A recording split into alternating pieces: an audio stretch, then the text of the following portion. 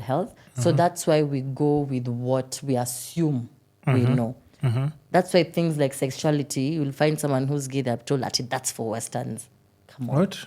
If somebody does what? I'm someone who's suicidal, you're told that's for Westerns. Like that's for people abroad in Europe, in all that.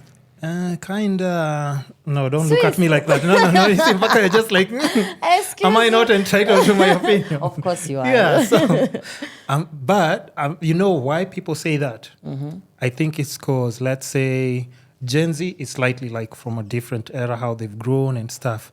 But I think from our parents' time, we kind of didn't see, like, there were not so many clinical, analyzed, assessed, and just put that information wasn't out there. But the depressed, anxious, schizophrenic were they there? Were they but there? they were taken as mad people. Those are the ones who used to be outcasts back in the day. But it was very rare to find those extremes.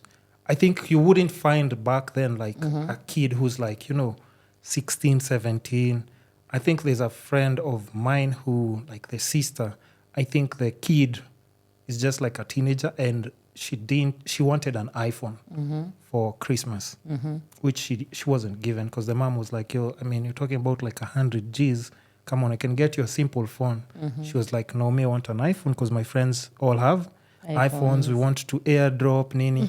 So when the mom said that, the kid literally like broke down and she was just not eating, locking herself in the room, not talking to people, talking to people in school.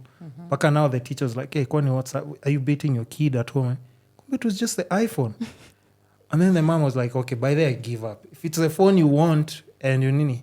So the mom was like, yo, here, have the phone. Bought her the phone and stuff. And the next day, back to normal. I think the appropriate way to answer your question, like why is it more rampant now than before? Yeah. If you think about it, let's just like dial back even to evolution. There are more complicated diseases right now than they were before. So like with progression in time, of course, the mind also progress. Of course, fluctuation. So shida zinaongezeka. And of course, most people, not everyone is able to like deal with issues the same way. There are those who will turn to drugs and alcohol. There are those who self-harm. There are those who deal with it properly. They go for therapy. They work out. They create art, depending on how you want to release. But yes, it's more rampant now because times have changed. People have changed.